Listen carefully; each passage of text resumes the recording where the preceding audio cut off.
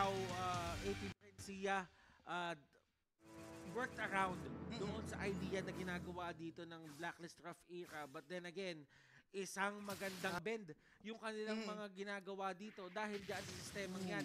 Pero merong agad attempt dito and Valentina Guinevere, Diyos ko, napakasakit yung dalawang yan. Napakasakit pero Pero tinatapak-tapakan. binibigyan talaga. Uy, pero the burn is there at Kurora dito coming in, trying to get a kill for himself, pero enough na yon kasi okay na sa kanila na. Wala na. And 10 seconds into the turtle, kailangan nilang malaman kung sino yung kailangan nilang target considering na wala na ding flicker si Ken. Pero nandito na sila. And the target is going to be the XP lane. Percent goes in, takes down Ken.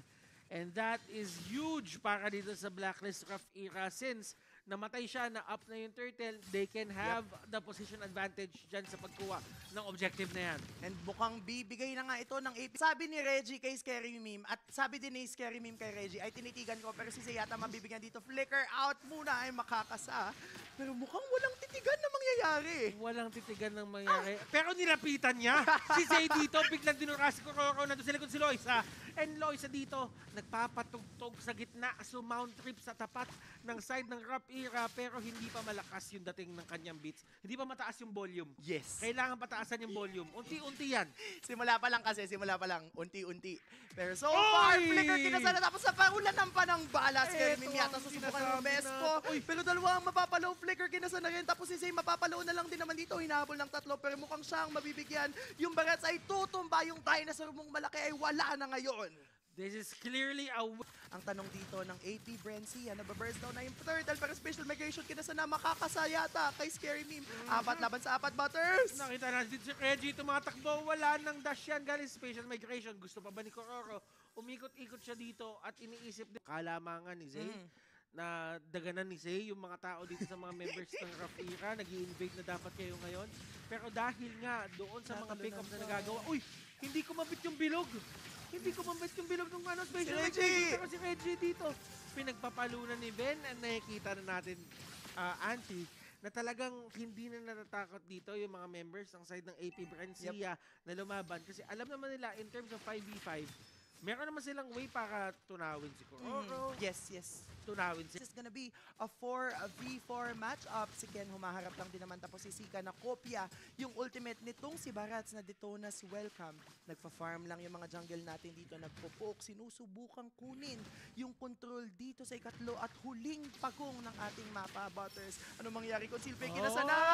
Percent! Ang ganda ng percent dito Pero hindi kinakaya. Grabe din yung zone out na ginagawa dito ni Ken. Mababa na yung buhay ng turtle. Si Loisa dito nasa gitna. And that is going to be a retribution secure for the side of AP Brenzia. Zay gusto pa. Binato ng racket yung mga miyembro dito ng Rough Era. At ayaw na nila. Tapos na sabi ng AP Brenzia, back na, okay na tayo dito. Nakakuha na tayo. Tignan, parehong 1-1 pala naman yan. Si Wayan! Binigyan niya si Wayan. And grabe yung pagpuwersa doon ng kanyang ultimate. Tinayuan niya yung sarili niyang bomba. Buti hindi siya nasaktan. Totoo. Reggie tumatakbo. Special migration para makaalis. Kailangan din bantayan ng Blacklist Rough Era itong mga ginagawa nila. Zay mahuli yata dito ng 2. 3 yata ang makakahuli sa kanya. Pinaulan na natin siya ng bala, Butters. Nakita natin dito kinain si Reggie. Makakatakbo pa siya. And percent, talaga tinatangkin na lahat. Wala na skill set yung mga member na si Yan. Nakikita natin dito. Pasok na lang ng pasok. Wala na siyang pakialam. Pati flicker.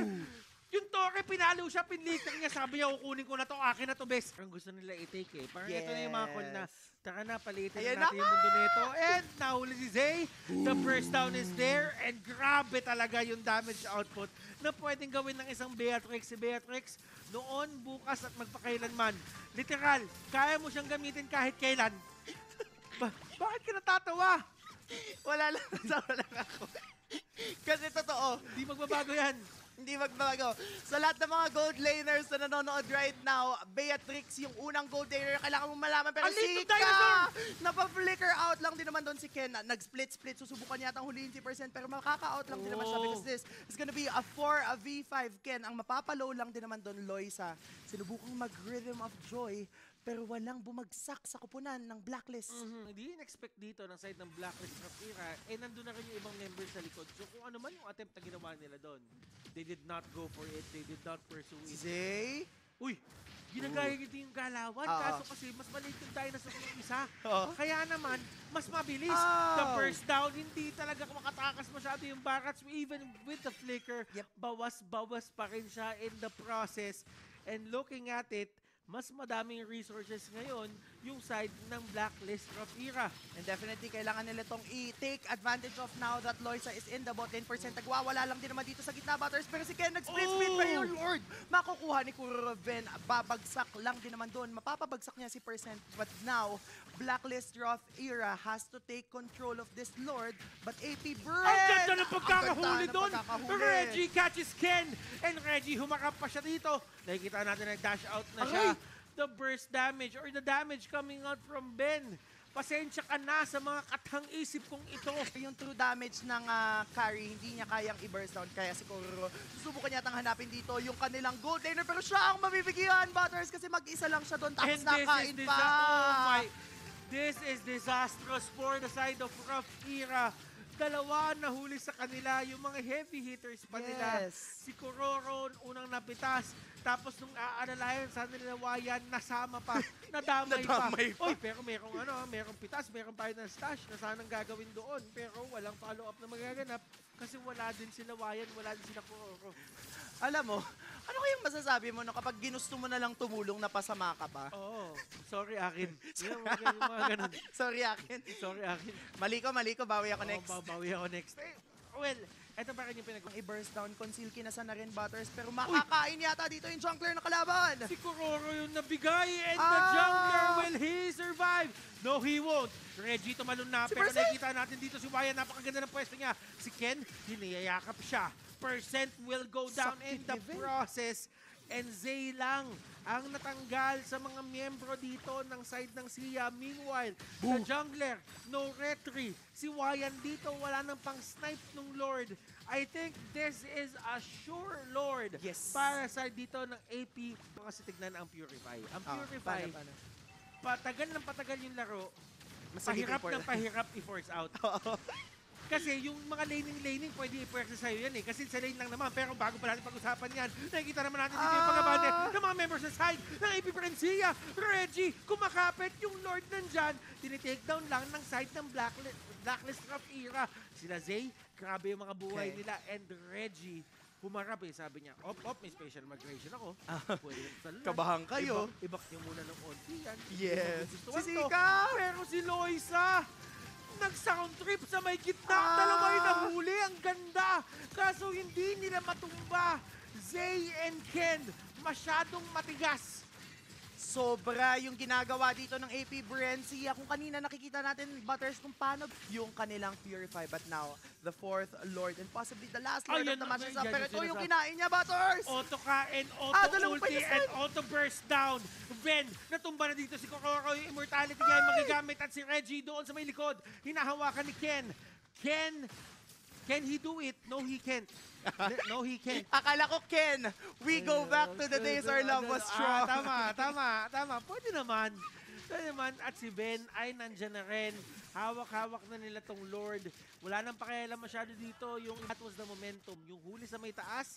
After that, it's all AP Brencia, ate. Oo, and now that Wayan is still alive, siya yung isa sa mga nagiging opportunity and hope dito ng kanyang kupunan. Pero nakain na naman dito si Reggie, kaya naman siya mabibigyan percent. Sinubukan mag-final slash pero mahuhuli yata. Doon si Ben, kaya naman siya ang unang babagsak. Reggie makakapunta doon sa dulo. Si Ken ang unang niya mabibigyan. Tapos unti-unti nang nawawala ang mga miyembro ng AP Brencia, Butters. Akala mo, tapos na. Akala mo, okay na. Pero hindi pa pala. Yung comeback, kinambak ulit. Ano ba? Yes. Pag lumawak yung mapa, may resource na agad. Sino naman si damage taken? Si Zay tsaka si Ken. Yes. And yun talaga yung kailangan nilang makita. Pero so far, si Sika naman na makakain dito. Si Ken, tapos mapapag-glue. Zoom out lang din naman siya doon. And walang babagsak dito sa kamay ng Blacklist Roth Era. Pero ipupush nila ang mid lane turret now that both Ven and Loisa, the damage dealers of Sia, are up.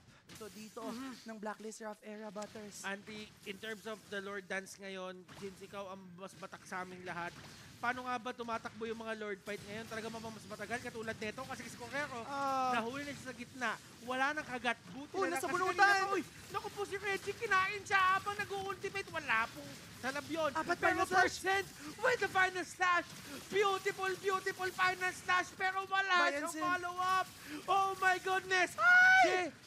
Everything is going down, ladies and gentlemen.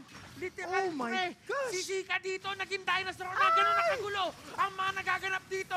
And Kuroro, tutumba siya. Kung kanina siya yung una, ngayon siya ang huli. At AP Brencia, sisecure na ang game number 1. Habang binabasag nila ang base dito, Butters, pinakita ng AP Brencia ang comeback